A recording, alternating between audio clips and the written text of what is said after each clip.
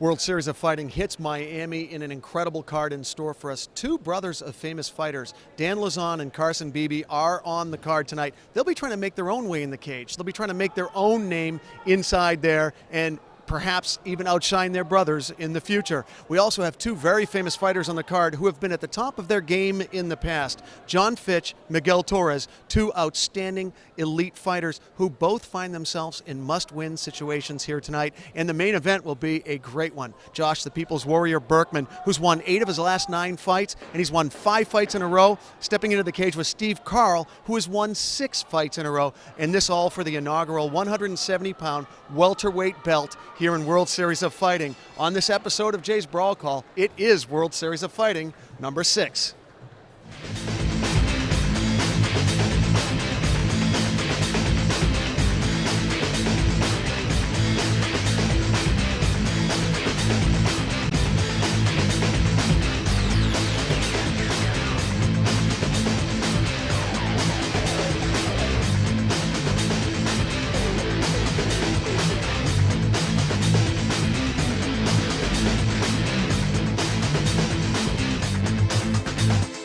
We're here with Ray Sefo, the president of World Series of Fighting, and I was just telling Ray off camera before we lit up that what a card you put on here tonight here in Florida. I mean, this is a world-class card, and I think the people of Florida really appreciate it, Ray. Well, thank you. I appreciate that. I mean, obviously our job is showing better each show as we move forward, and I mean, the card's an amazing card. I'm super amped and super excited about Josh Berkman and Steve Carl. Our first world title, amazing guys. Personally, they're very personable guys, but, also great fighters, and they've proven that time and time again. So it's really exciting times for us, for World Series of Fighting. I mean, it's amazing you put these two guys together. Josh has won 8 out of his last 9 fights. Right. He's won 5 in a row. You got Steve Carl has won 6 fights in a row. These guys deserve to go for your inaugural belt. Absolutely, I totally agree. Josh says from the beginning, in a few interviews, the first 30 years of his life was for himself, and this next 30 years of his life for his family. And I mean, he's shown that in the cage. He's amazingly improved so much from his first fight for World Series of Fighting to, beating John Fitch in his last. So that's truly amazing. And Steve Carl comes out and wins a submission by the first round. So, amazing. And I'm excited for the guys. I'm really excited for this fight. Your co-main is awesome. You got two brothers of famous fighters who are both looking to make their own way and make their own name in the cage. You got Carson Beebe, you got Dan Lauzon. They don't want to be in the shadow of their brothers anymore. You know they're going to be giving everything they got in the cage. No, absolutely. I mean, I was talking to Joe earlier, and he was saying that Dan is such an amazing fighter, such an amazing athlete. So, and he says that he's more nervous for his brother fighting than himself. And I'm like, absolutely. My younger brother and I have been on the same card at the same time, and I mean, on the same night. So I know exactly how that feels, what I mean? But yeah, Dan himself is a great fighter. Joe is a great fighter. So I think we expect another good fight for those guys. Dan Lauzon's facing Justin Cagey, who's an amazing fighter himself. 9 wins, undefeated. It's truly amazing how the sport's evolved so much that he's this wrestler, and he's won by either submission or knockout. Isn't that crazy? I know. It's so weird when that happens, but it seems to happen more and more in the cage, which makes the sport interesting to me. Absolutely. Ray was right, and all the hype around Justin Gaethje is valid. He was 7-0 as an amateur and 9-0 as a pro coming into this fight with Dan Lauzon. 16 fights without a loss. UFC vet Lauzon came into this fight on a 5-fight win streak himself, looking great. Boss Rutan and Todd Harris with the call. Just one speed, like you said it, full speed. Comes forward, will not go back. And here was the end. Gaethje getting it done, and the TKO. Justin Gaethje standing by with our Joey Varner.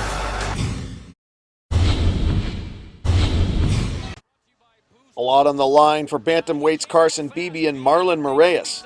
Moraes enters the cage with a 5-fight winning streak under his belt, and Beebe had won 8 of his last 9 fights.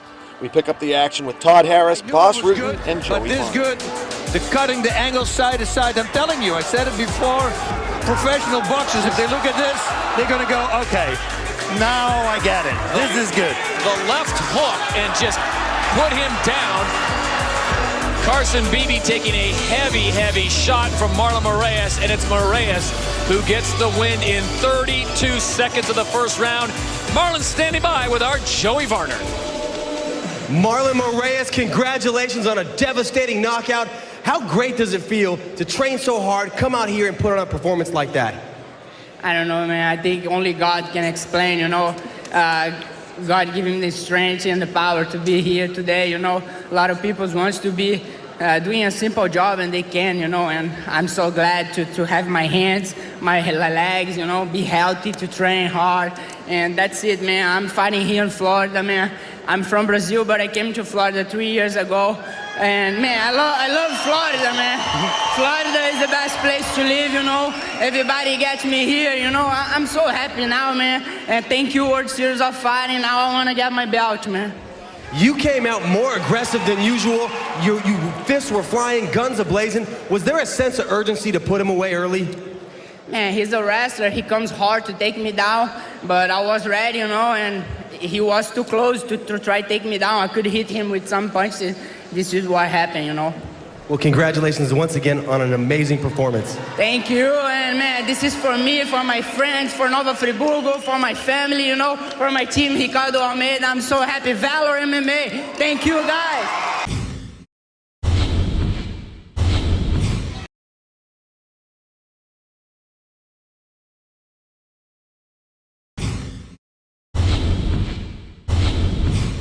Here with Anthony Rumble Johnson, who is tearing it up in the World Series of Fighting. His last match, the big win against Andrei Arlovsky.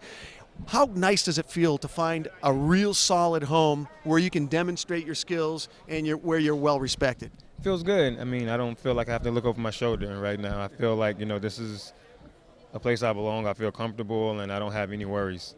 Yeah, it's a great promotion. They're really bringing it. I mean, this card tonight is really compelling. A great main event with Berkman and Carl. How does the heavyweight division look like? What kind of conversations have you had about where you stand in the division and who you might be facing next in the heavyweight division? Well, I only fought heavyweight that one fight. Okay. I'm not a heavyweight, but if they ask me to fight heavyweight, I'll do it, of course. But my next fight is against Mike Howell at 205 in December 7th in Vancouver.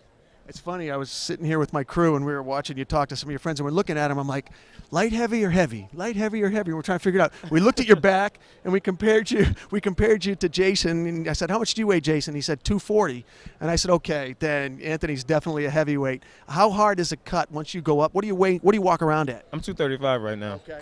Yeah. Okay. How hard is cutting 30 pounds for a world-class fight? You know, since I went up to 205, life has been beautiful. I have no worries about cutting weight. You know, being out for so long with my injury because I broke my hand against Arlovsky, I picked up some extra weight that I didn't need to pick up, you know, because I couldn't do anything.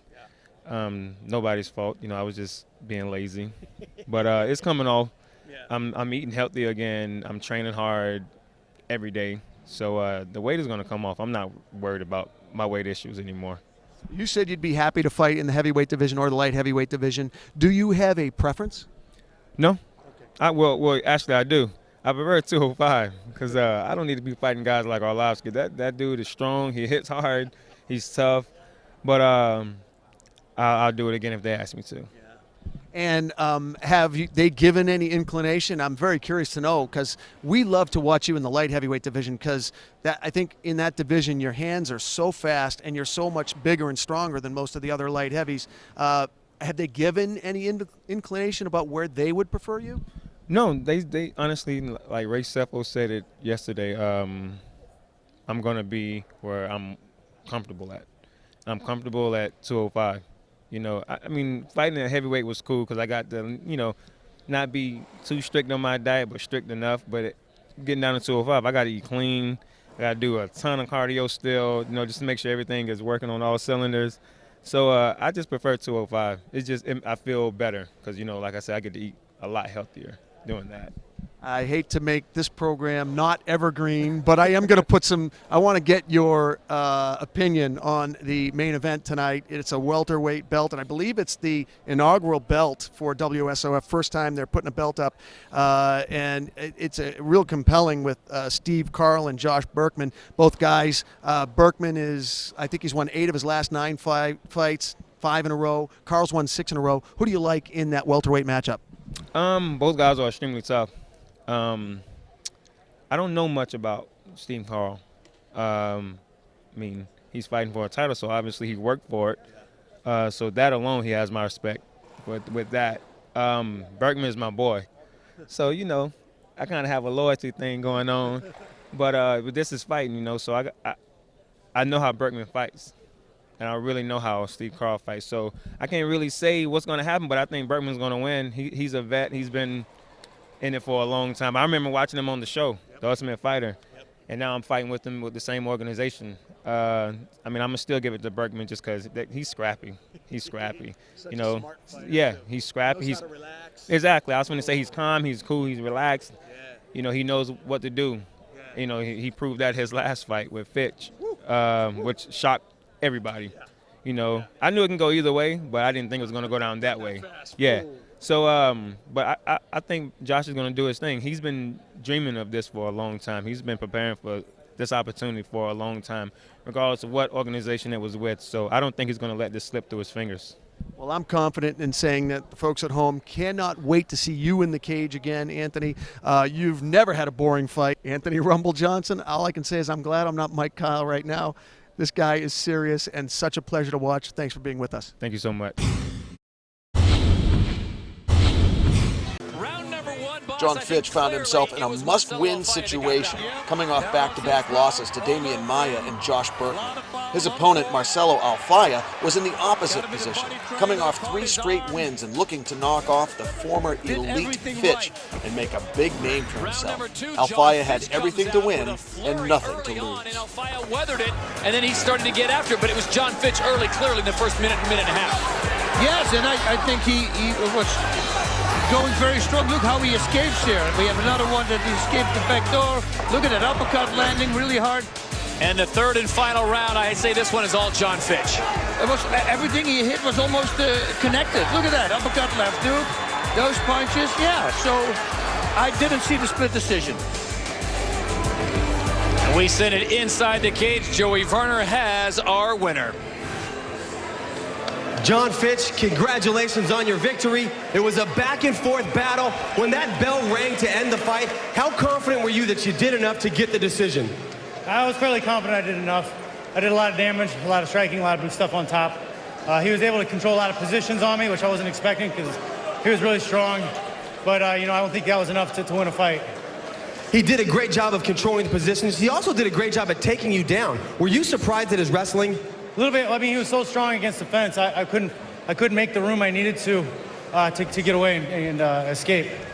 Tonight in the main event, it's first ever World Series of Fighting welterweight title on the line. Who do you like, Berkman or Carl? Man, it's tough to pick, but I got to pull for Berkman because I want that rematch and I want to do it for the belt. Awesome. Well, once again, congratulations on your victory. Thank you very much. Thanks for having me, guys. Love you, Miami.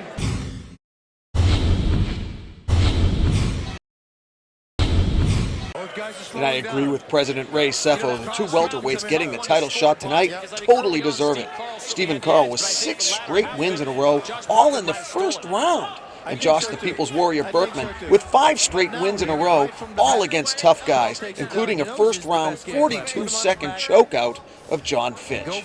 We pick up the action with Todd Harris and El Guapo. Oh, he missed it. I thought he was going for a Peruvian necktie also. Uh-oh, triangle choke attempt. He's better pull out now. Both these guys are just fishing for arm bars, triangle chokes, guillotines. And especially Carl, you know, his jiu-jitsu game is so top-notch. I mean, he's got pretty good submissions. Is it in? That's it. Is that it? Yeah, that's it. That is it. Oh! Whoa, whoa, whoa, whoa, whoa! You know, I was just looking on my paper to see how many submission victories he had, 15. This makes it 16, and I just didn't see it slip in.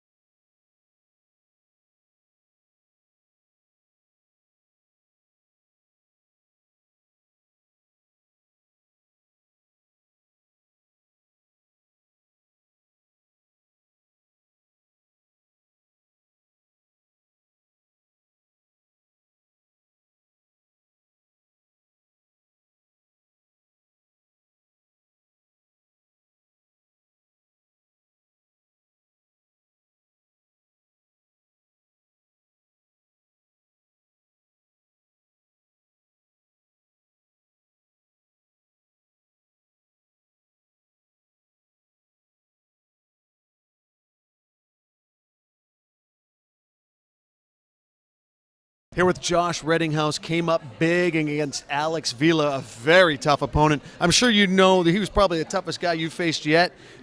You've got to feel really happy with the win. Very happy. Definitely the toughest guy I've ever fought. I was expecting to win. I didn't come all the way to Florida to lose, so it's not, I expected it.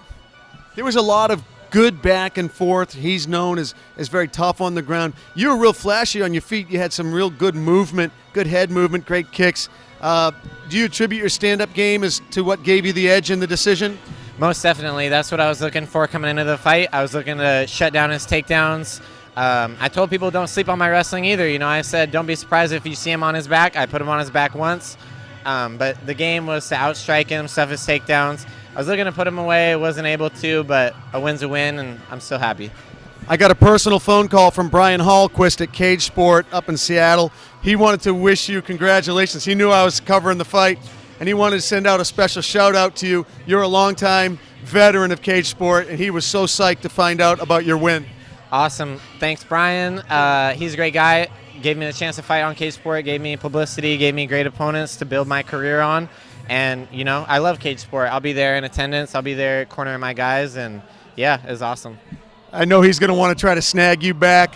Now, unfortunately, Brian, you're probably going to have to up the ante a little bit financially with this big win for Josh.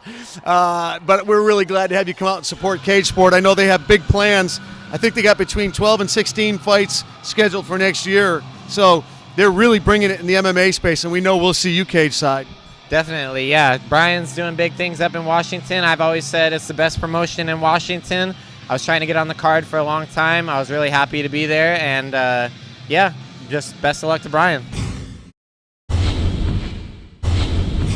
Here with Matt Meathead Mitrione, and believe me, I asked him if it was okay if I used that nickname before I said it.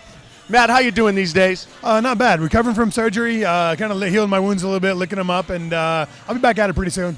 Yeah, you couldn't help but notice that orbital fracture. Was that when that was the shot when we were fighting Brendan Schaub? Is that when that happened? Yeah, one of his initial shots, he shot, I sprawled, and his forehead hit my eye socket. It's when I got cut. And then it's the way it is. It happens in fights sometimes. And you're a class act. I was asking you before you went on camera. I said, is that why he was able to sink the Darce? And you said he was able to sink the Darce because he earned it. Because he earned it. I mean, he practiced it quite a bit, and I didn't defend it. I didn't do what I was supposed to do, and he got it. So, I mean, I'm not going to tap to a choke, so I chose to go to sleep on it. So that's the only way I could do to justify myself. Like, well, I guess to hell with it. Well, a lot of people had you winning that fight because A lot of people were saying Schaub had his light switch flipped. He's been a couple of bad knockouts, and it's much easier to knock someone out once their light's been switched. You could hit you with an anvil and nothing happens. So they're saying if it's a stand-up war, Mitrione walks away with the fight. Well, I agree to that. And even on the ground, like I'm still to this day, I feel like I'm better than Brendan on the ground. I made a dumb mistake. Like I got up from underneath him, and I don't know why I chose to go for. I dropped in for a single, even though I stood up, but I was reaching for a single, which didn't make any sense. So I made a dumb mistake. If I kept my high underhook and kept my base, then he never would have got that Darce. But I didn't, and he did. And if my aunt had nuts, she'd be my uncle. It's the way things happen. Well, it's well known that UFC really likes you. They like how you fight. They like how you talk. Dana likes you. What was the feedback after the fight from the organization? It was, hey kid, you made a dumb mistake. Practice and get better. And they knew it. They knew that I blew my eye socket out. So they knew that, and they knew I had double vision and everything else. And it's like, look, heal up and don't make dumb mistakes anymore. Like I'm getting to the point. I'm 9 fights into my career now, and all of them been in the UFC. And I'm getting to the point where, look, you need to start earning your keep or get the hell out kind of a situation. And I understand that, and I respect that. But I feel like I'm good enough standing up, and I feel like I'm good enough on the ground. And wrestling-wise, it's just I made a dumb mistake. I made 2 dumb mistakes. I made a dumb mistake against Roy Nelson, and I got caught. And I made a dumb mistake against Brendan, and I got caught. Happens. Good luck, Matt. We love watching you fight. Thanks a lot, boss. I appreciate it. Hi, this is Kevin the Monster Randleman, and you're watching Jay's Brawl. Hi, this is Kevin Randleman, and you're watching Jay's Call. You're watching Kevin Randleman, and this. Hi, this is Kevin Randleman, and you're watching Jay's Brawl Call. Hoorah! Here with a very happy Steve Carl, coming up big tonight, winning the inaugural 170 belt. You've got to be thrilled. I know Iowa is rejoicing right now. It was a war, a lot of back and forth. You almost had that choke on him. I can't believe he fought that off. Were you disappointed at all when he fought that one off? Because that was sunk in. Yeah, I thought I had it with one hand, then I switched to a double, and I knew in my head, I'm like, he's going out, he's going out. He pulled my arm down, and I'm like, oh my God, that just happened. So I switched back to a single, and I was trying to get it with one arm, and he's just a warrior. He wouldn't give up, and yeah, he really made me work for that. That was, wow, I don't want to do that again. What a great match, and I think that you guys are both so well matched and both so good up there. You both got tired because you both were countering each other. It was such a chess match. Were you tired, and did you sense that he was gassing it all? I was definitely tired. Like I said earlier, I really didn't get to train for this fight, and after the first round, I really doubted myself. I knew I'd lost the first round, and going into the second, I was gassed. I was like, I have no cardio. And my cornerman just looked at me and says, you're going to do it. He goes, you have heart. I know you can do this, and you're going to go out there and do it. And I couldn't argue with him. I just had to listen and go out there and keep trying to fight. And if it wasn't for these 4 guys in my corner, I couldn't have done that. There's no way. Well, it's been such a long road for you. You worked so hard. A lot of people don't realize what you guys go through, just how hard it is. It's not just the training, but putting the team together and how expensive it is, and the travel and trying to keep it all together. What did it feel like after so much work to finally be able to put such an awesome belt around your waist? It feels great, but at the same time, I'm just looking forward to defending it and putting on a real show and showing people what the real Steve Carl can do, because I felt like that was the 50% of what I can show. And I really want to get out there and defend that belt and show people I'm a real champion. You got to feel so good about this tonight. Congratulations to you, Steve. Thank you. I appreciate it. And I need to thank all the fans for watching World Series of Fighting. We're just going to keep growing. A fantastic night of fights from Miami, Florida. Thanks to Ray Setho, Danny Brenner, and special thanks to David and Jason over at Brandamos, the brand elevators. Check them out at brandamos.com. That's BRANDAMOS.com. I'm Jay Adams. See you next time on Brawl Call.